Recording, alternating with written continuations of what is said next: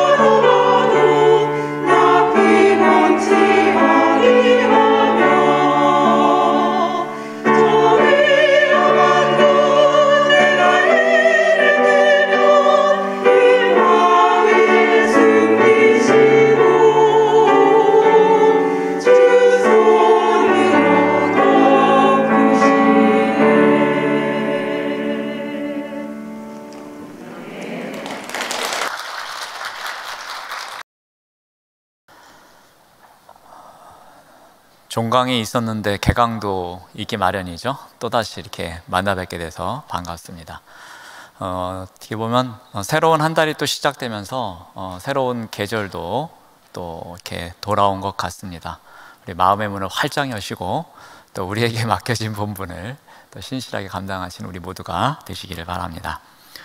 오늘 개강 예배의 설교 제목은 여러분들이 또 보시면서 이건 또 뭐야 하실 수도 있는 내용입니다.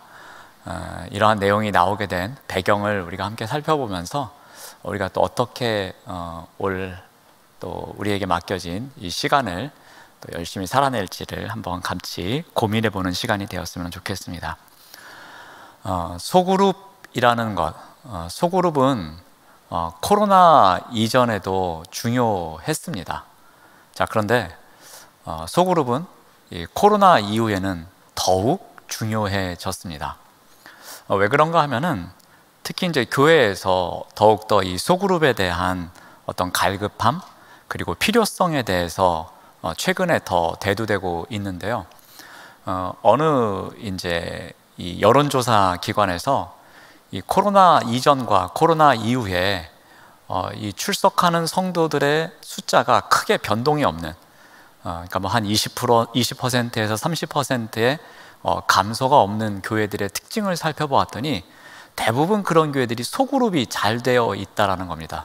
어떤 목장 모임이든 셀 모임이든 구역 모임이든 그런 모임을 잘하고 있는 교회들이 코로나 이전과 코로나 이후에 별 변동이 없는, 그래서 어떠한 후폭풍이 없는 그런 교회라는 여론조사가 나왔습니다.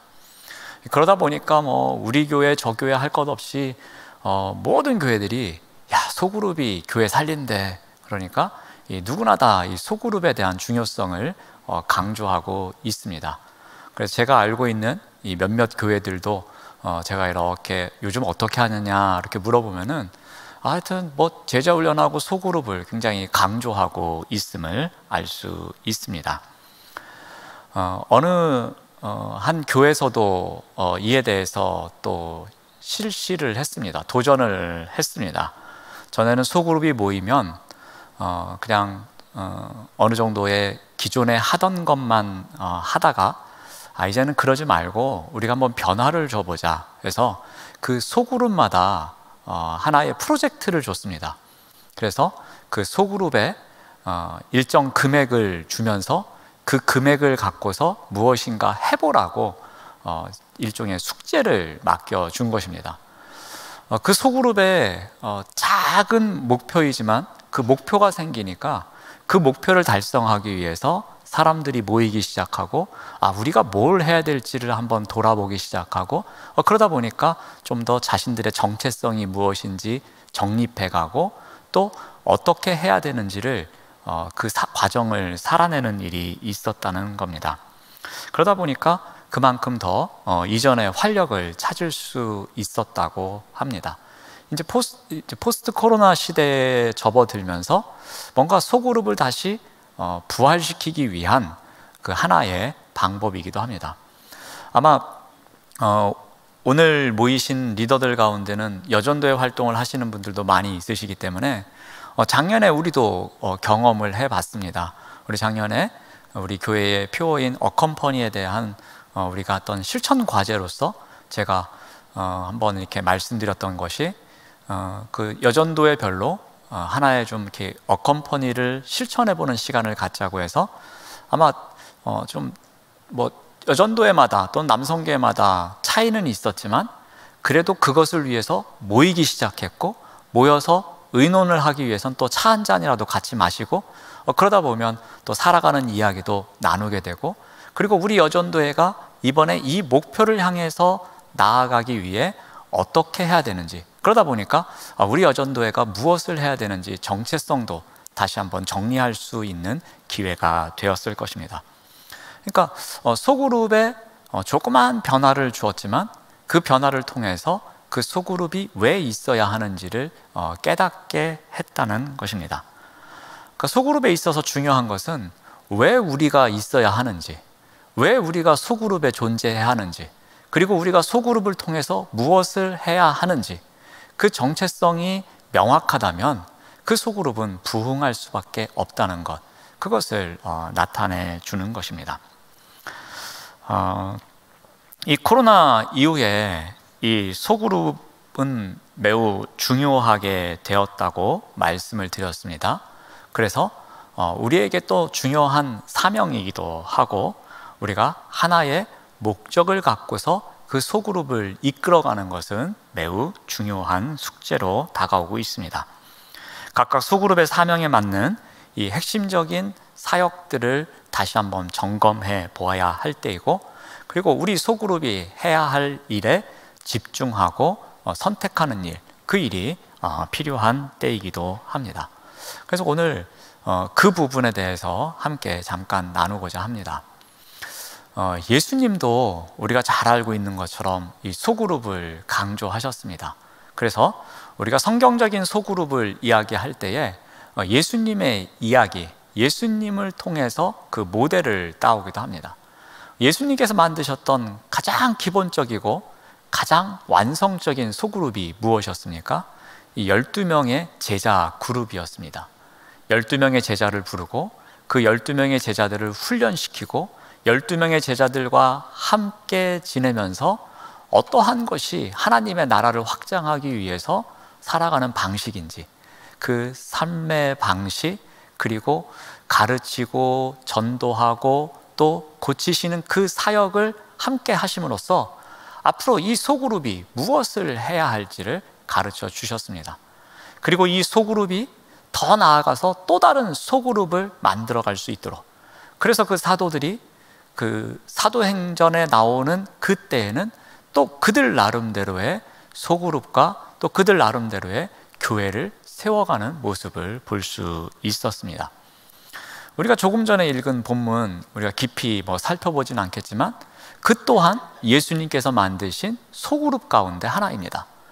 12 제자의 모델만 보여주신 것이 아니라 조금은 큰 소그룹, 그렇지만 70여 명의 그 제자들이 2명씩 파송을 받아서 그 추수를 위해서 나아가는 그들의 모습 가운데서도 또 예수님은 또 다른 소그룹의 모습을 보여주고 계십니다. 예수님께서는 또 다른 소그룹이 있었죠. 베드로와 야고보와 요한. 정말 중요한 일이 있을 때는 이 3명만 데리고 대표적으로 변화산 사건이라든지 그런 일을 또 하실 때에는 이 또 다른 소그룹의 모습을 통해서 예수님께서 가르치고자 하시는 것, 그리고 예수님께서 보여주시고자 하는 것을 추진했던 것을 우리가 알 수 있습니다. 때로는 12명의 제자들을 통한 소그룹 모임, 때로는 70여 명의 제자들을 2명씩 짝지어 보내면서 그들이 그곳에 가서 또 그 소그룹으로서의 역할을 할 수 있도록 가르치는 것, 그리고 또 3명이라는 또 선택된 제자들을 통해서 가르치는 일, 이렇게 다양한 방식으로 예수님께서는 그 시대에 필요한 소그룹을 이끌어 가셨던 것입니다. 예수님은 그때의 정황에 맞춰서 다양한 소그룹을 만들어 보여주심으로써 앞으로도 이러한 소그룹이 얼마나 중요한 역할을 할 것인지를 알려주셨습니다. 근데 여러분, 이 소그룹은 우리 입장에서는 예수님께서 이렇게 시작한 것을 소그룹이라고 정의를 하지만 이건 교육학이나 경영학이나 이 다방면에 있어서도, 다양한 학문에 있어서도 이 소그룹이라는 것은 존재하고 있습니다. 15명 이내의 사람들이 이 수평적 관계를 이루고 그 안에서 더욱 효과를 낼 수 있는 그룹핑을 하는 것, 이것은 다양한 학문에서도 이루어지고 있는 일입니다. 소그룹의 효율성, 대략적으로 한 15명 이하의 그 소그룹이 가져오는 효율성이 있었기에 그것을 교회에서 더욱더 극대화하기 위해서 예수님의 방법을 우리가 또 연구하고, 그래서 교회 안에서 교단에 따라서 또는 교회에 따라서 다양한 이름이지만 셀, 속회, 구역, 목장, 기타 등등의 이름으로 다양한 방식의 소그룹을 운영해 가고 있습니다. 다양한 학문에서도 이 소그룹을 활용한다라는 것은, 교회뿐만이 아니라 그런 곳에서도 활용한다는 것은 그만큼 이 소그룹이 갖고 있는 효율성이 있기 때문입니다. 그러니까 소그룹이 주는 장점이 있기 때문에 이러한 것을 다양한 학문에서도 사용하는 것이지, 이게 효율성이 없으면 그것을 사용하겠습니까? 그렇지 않습니다. 자, 그렇다면 우리 교회와 좀 관련돼서 우리가 생각해 볼 수 있는 이 소그룹의 효용성, 소그룹의 장점이 무엇이 있을까 한번 잠깐 살펴보고자 합니다. 그런데 한 3가지 정도 장점을 살펴보는데요, 이 장점은 동전의 양면성과 같습니다. 어느 하나의 장점이 있으면 이거를 살짝 뒤집으면은 이거는 또 우리에겐 치명적인 단점으로 다가오기도 합니다. 그래서 그런 면들을 한번 살펴보면서 보시면 좋을 것 같습니다. 이 소그룹이 갖고 있는 첫 번째 장점은 이 인격적인 상호작용을 할 수 있다는 것입니다. 대형 집회보다 이 소그룹 모임에서는 인격적인 유대관계가 이루어집니다. 지금 제가 대략적으로 보니까 한 100여 명 정도 모이신 것 같은데, 1대 100으로 지금 진행을 하고 있습니다.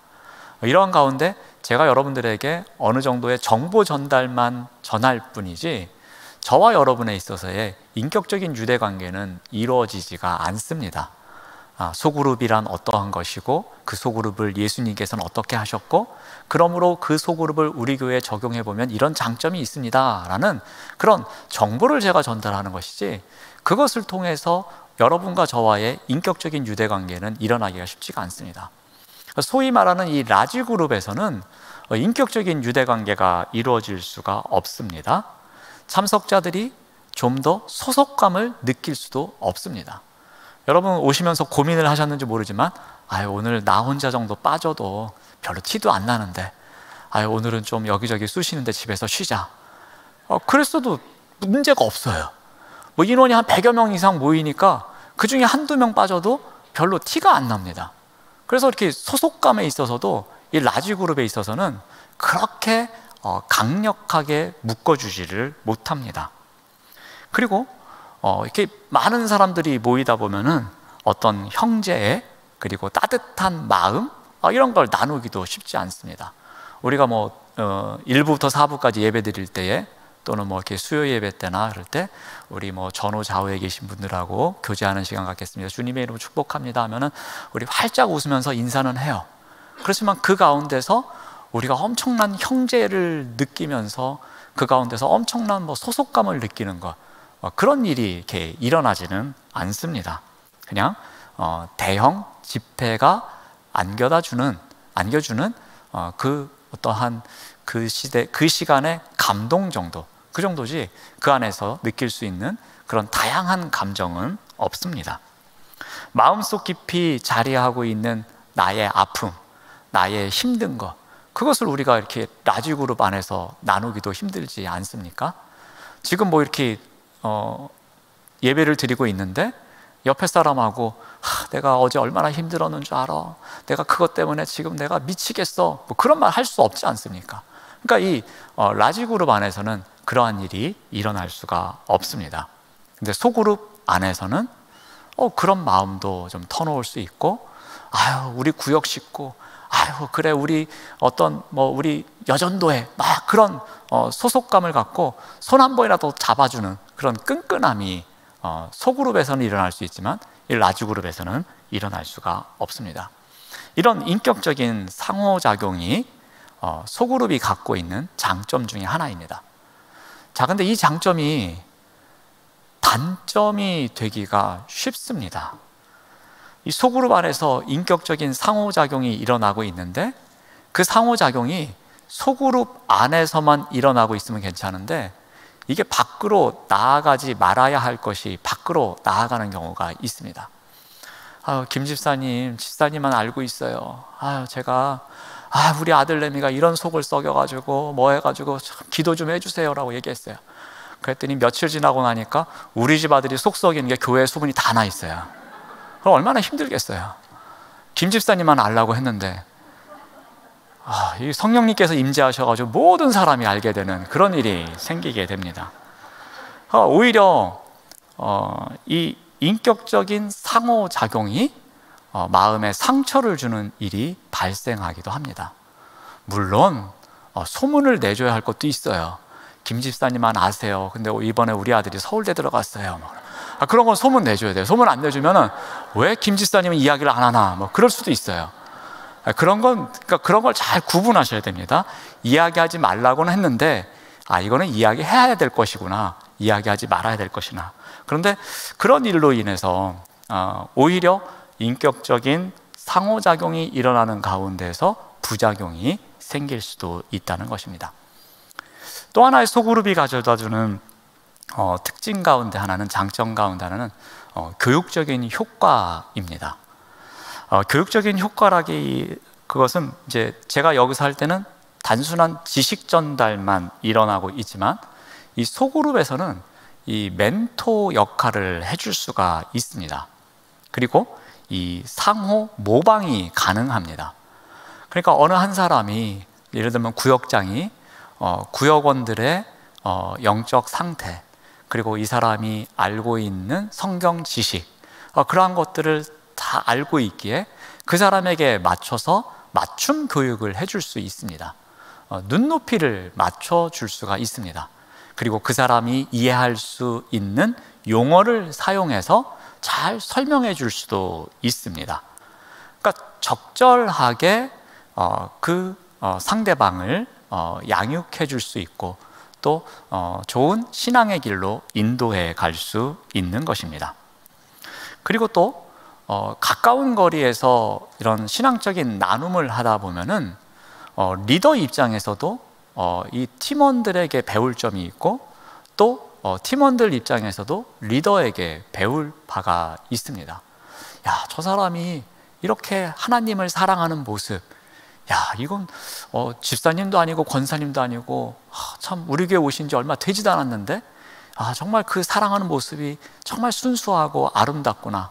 그럼 그런 분을 바라보면서 내가 그 사람을 닮고자 하는 마음이 또 생깁니다. 그래서 서로 이렇게 소그룹 가운데 교제하는 가운데 함께 성경 공부하는 가운데 이렇게 상호 모방하고 싶은, 닮고자 하는 그런 열정이 생깁니다. 그러다 보니까 이러한 것이 장점이 돼서 시너지 효과를 가져올 때가 있는 것입니다. 자, 그렇지만 이 또한 단점이 있습니다. 이 안에서 너무 또 이렇게 유대 관계가 잘 이루어지다 보니까 상대방이 분명히 잘못된 것이 있어서 그 부분에 대해서 같이 좀 이야기를 해줘야 되는데 무조건 당신이 옳습니다 라고 하면서 이 잘못된 길로 가고 있음에도 불구하고 그 길로 같이 따라가는 경우가 있다는 것입니다. 그래서 이것을 학자들이 이야기할 때 무엇이든 괜찮아 영성이라고 이야기를 합니다. 이 무엇이든지 괜찮은 게 아니고 이 부분에 있어서는 우리가 이렇게 하면 안 되고 다르게 해야 될 것 같아요 라고 제안을 해야 되는데 너무 이분의 삶과 신앙을 모방하고 그분을 따라가다 보니까 그 부분에 대해서 어떠한 다른 이야기도 할 수 없는 경우가 있다는 것입니다. 그래서 오히려 이런 부분에 있어서는 또 단점이 될 수도 있다는 것입니다. 그럼에도 불구하고 소그룹 안에서는 멘토 역할을 해주고 상호 배울 수 있는 역할이 일어나기 때문에 이 소그룹이 주는 또 강점이 더 조금을 이야기합니다. 또 하나의 이제 소그룹이 주는 장점은 무엇이냐면은 이 현대 사회의 특성과 적합하다는 것입니다. 우리 교회도 점점 그런 분위기로 흘러가고 있고 한국 교회가 거의 그런 분위기로 흘러가고 있지만 점점 이 개인주의 성향을 갖고 있는 경우가 많이 있습니다. 결코 나쁘다는 것이 아닙니다. 개인주의는 절대로 나쁜 것이 아닙니다. 합리적 개인주의는 우리가 서구 문명화가 되면서 우리에게 이제 익숙해져 가고 있는 성향일 뿐입니다. 우리 예전에 한 60년대, 70년대, 80년대 그때의 어떤 이렇게 공동체 멤버십과는 조금 분위기가 달라졌을 뿐이지 이것이 잘못된 것이다 그런 것은 아닙니다. 근데 이런 개인주의가 만연하다 보니까 생기는 일이 무엇이냐면은 이 각자의 경험에서 나오는 이 한 사람 한 사람의 의견, 그것이 모아지면서 다수의 의견, 그러한 것들이 공동체에 영향을 주는 경우가 있습니다. 그러니까 공동체에는 어떠한 목표가 있고 그 목표를 향해서 같이 나아가야 하는 그러한 어떤 집결성도 때로는 필요합니다. 그런데 그러할 때에 같이 이렇게 모여서 서로 한 마음이 되는 것이 아니라 다 각자의 마음이 다르다 보니까 소위 말하는 모래알 공동체가 되는 경우가 있다는 것입니다. 소그룹의 형태는 참석자들이 자신의 경험을 이야기할 수 있고 자신의 독특성에 대해서 발현시키면서 그것을 충분히 나눌 수 있는 장점이 있지만 때로는 그것이 공동체 전체적으로 봐서는 단점이 될 수도 있다는 것입니다. 모이면 자기 이야기, 개인의 이야기만 하고 개인의 기도 제목만 나누고 그러다 보니까 이 개인이 모여서 공동체가 이루어진다는 것, 그것까지 나가야 되는데 개인의 이야기만 이루어지다 보니까 공동체는 그들의 관점에서 벗어나는 경우가 있다는 것입니다. 그러니까 공동체 너머에서의 또 공동체와 함께 또 그들 어떤 개개인의 넘어서의 다른 삶도 있는데, 그 모여있는 곳에서 개인주의적인 삶만 나누다 보니까 조금 편협한 시각으로 갈 때도 있다는 것입니다. 그러니까 소그룹이 주는 강점이 있음에도 불구하고 그 소그룹만 너무 편협하게 가다 보면 그 시야가 좁아지는 경우도 있다는 것입니다. 그래서 이것을 또 어떤 학자들은 자기중심적 신앙이라고도 이야기를 합니다. 그러니까 소그룹이 가져다주는 가장 큰 단점 중에 하나입니다. 그 안에서 내 기도 제목만 이야기하고 내 기도 제목만 위해서 같이 기도하고, 그러다 보니까 다 자기중심적으로만 모인다는 거죠. 그래서 자기중심적인 신앙을 갖다 보니까 자기중심적인 이익에 상반되면 곧바로 그 소그룹에서 탈퇴를 해버리는 거죠. 이건 나의 이익과 맞지 않아. 내가 이곳에서 이렇게 이것을 하려고 내가 원했는데 이것을 얻지 못했어. 그래서 자신의 권리만 생각하고 의무를 생각하지 않는 소그룹이 되어버릴 때가 있다는 것입니다. 자, 이렇게 기본적으로 소그룹에 대해서 학자들이 이야기할 때는 크게 이 세 가지의 장점과 아울러서 세 가지의 단점도 이야기를 합니다. 소그룹은 분명히 인격적인 상호작용이 일어나는 곳입니다. 그리고 교육적인 효과도 분명히 있습니다. 그리고 점점점 달라지는 사회 구조에 따라서, 사회 현상에 따라서 또 그 특성을 담을 수 있는 구조이기도 합니다. 자, 이러한 특성을 우리가 잘 활용해야 될 필요성은 분명히 있습니다. 우리의 소그룹, 우리가 담당하고 있는 이 구역 안에서 우리가 어느 정도의 인격적인 유대관계가 있어야 할 것이고, 교육적인 효과가 분명히 있어야 하고, 그리고 모이는 사람들이 함께 그 특성을 인정해 주는 가운데 이 소그룹이 줄 수 있는 최대의 장점을 누리는 것, 그것은 아주 중요한 것입니다. 자, 이러한 우리가 소그룹에 대한 기본적인 이해를 하신 이후에, 그렇다면 우리가 추구하고자 하는 소그룹은 무엇일까라는 겁니다. 우리 교회가 이 포스트 코로나 이 시대에 우리가 이제 어떻게 다시 소그룹을 그 이전처럼, 그 이전보다도 더 활성화시켜야 하는가입니다. 그 부분에 대해서는 이제 올 한 해에 계속해서 나누는 가운데 우리가 좀 더 부족한 부분을 한번 채워가고자 합니다. 그 중에 이제 가장 중요한 원칙, 원리 하나를 오늘 말씀을 드리겠습니다. 그게 바로 오늘 설교의 제목입니다. 올백 구역 예배로 우리의 구역을, 우리의 소그룹을 다시 온전히 세워가자입니다. 올백자만 봐도 별로 기분이 안 좋아지시는 분들이 있을 수 있지만, 반대로 올백자만 보면은 와 그러면서 신나게 생각하시는 분들이 더 많을 거라고 생각합니다. 그렇죠? 제가 다른 분들은 안 보고 앞에 계시는 5분만 보도록 하겠습니다. 네, 웃어주셔서 감사합니다. 우리 작년에 올백 신방을 하자고 해서 하여튼간 열심히 쇼핑백 안에 선물 몇 개씩 들고 다니시면서 그 문 안 열어주면은 그 문고리에 걸어두고서 같이 목사님들하고 기도하시고, 또 그 구역 식구를 정말 사랑하는 마음으로 그렇게 문고리 신방도 하시고, 또 대면 신방도 하시면서 열심히 신방해 주셔서 정말 감사합니다. 올백 신방은 이렇게 구역 식구 한 가정 한 가정을 사랑하겠다는, 그리고 그 한 가정 한 가정을 섬기겠다는 컨셉으로 시작된 어떻게 보면 우리의 프로젝트였습니다.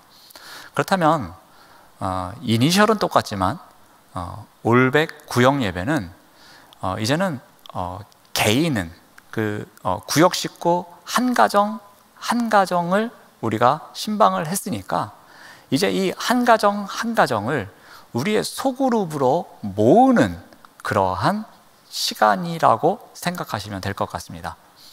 이제 우리가 뿔뿔이 찾아가서 그 한 사람 한 사람을 세웠다면, 이제는 그 사람들을 함께 모아서 우리의 구역 식구들이 함께 이러한 소그룹을 만들어가기 위한 시작, 그 시작이 바로 이 올백 구역 예배라고 생각하시면 될 것 같습니다. 도대체 이게 뭔가 제가 쉽게 예를 들어서 설명을 드리겠습니다. 예를 들어서 이제 101구역이 올백 구역 신방을 하기로 했습니다. 올백 구역 예배, 저도 헷갈리네요. 자, 올백 구역 예배를 드리기로 했습니다. 그러면 아마 이제 오늘 교구별 모임을 가시면은 교구 목사님들께서 부연 설명을 해주시겠지만, 아마 한 교구별로 한 5구역 정도씩 신청을 받을 겁니다. 상반기에 우리 올백 구역 예배를 드리고 싶은 구역은 5구역 신청하십시오 하면서 선착순으로 신청을 받을 겁니다. 아마도 많지는 않겠지만 그래도 제가 생각하기엔 5구역 정도는 되지 않을까 해서 일단 5구역을 정했습니다. 그러면 이제 시간을 아마 오늘 정하지는 못하겠지만 앞으로 그 5구역과 시간을 이제 정해 갈 겁니다. 그러면 어떤 구역은 뭐 화요일 점심이 되기도 할 거고, 어떤 구역은 우리 구역에는 맞벌이 하는 사람들이 많고 우리 구역장도 부구역장도 또 이렇게 같이 직장 생활을 하셔서 토요일에 했으면 좋겠습니다. 그러면 또 토요일 낮 시간으로 이렇게 시간을 잡을 겁니다. 그러면 이제 그 구역은 2가지 장소 중에 하나를 선택하게 되는데요. 한 장소는 늘 구역 예배를 드릴 때마다 모이던 장소가 있으면 그 장소를 선택하셔도 좋고, 그렇지 않으면 우리가 더 많이 더 편안하게 모일 수 있는 장소를 선택하자 해서 그 장소는 바로 교회가 됩니다. 그럼 교회는 그 시간에 활용할 수 있는 공간이 평일과 토요일 그 시간에는 활용할 수 있는 공간이 많이 있습니다. 세미나실이라든지 어떤 다양한 공간을 활용할 수 있기에 그 공간으로 모입니다. 그래서 한 5가정 정도 해서 뭐 5명이 모였든 10명이 모이든, 아니면 이번에는 우리 올백 구역 예배이니까 이번에는 우리 남편들도 모이고 싶다. 그러면 화요일 저녁에 모여도 됩니다. 그러면 그 모이는 장소 이제 가능하면 이제 제가 교회 쪽으로 모이도록 권장을 하겠는데, 그 이유가 있습니다. 그 올백 구역 예배를 드리는 장소에 교구 목사님하고 저하고 같이 갈 겁니다. 그래서 제가 구역 예배를 인도하고 그리고 같이 기도 제목도 나누고 구역 예배에 참석한 구역 식구들하고 교제를 하고, 그렇게 하면서 구역 예배를 같이 드리고, 그래서 점심 때 모였으니까 식사를 해야 되지 않습니까? 근데 되게 신방 가면은 식사들 때문에 고민을 많이 하세요. 동네에서 가장 유명한 식당, 그리고 우리 목사님들이 좋아하는 음식이 뭘지 그런 거 고민하셔서 너무 힘드세요. 그래서 이 올백 구역 예배를 드릴 때는 메뉴가 정해져 있습니다. 딱 둘 중에 하나입니다. 김밥 아니면 샌드위치입니다. 그래서 만약에 화요일 날 11시에 모인다, 그러면 11시부터 같이 나눔을 하면서 구역 예배를 드리고, 뭐 12시가 됐든 12시 반이 됐든 예배가 끝나면 준비해온 김밥을 갖고서 같이 뭐 예를 들어서 세미나실에 모인다.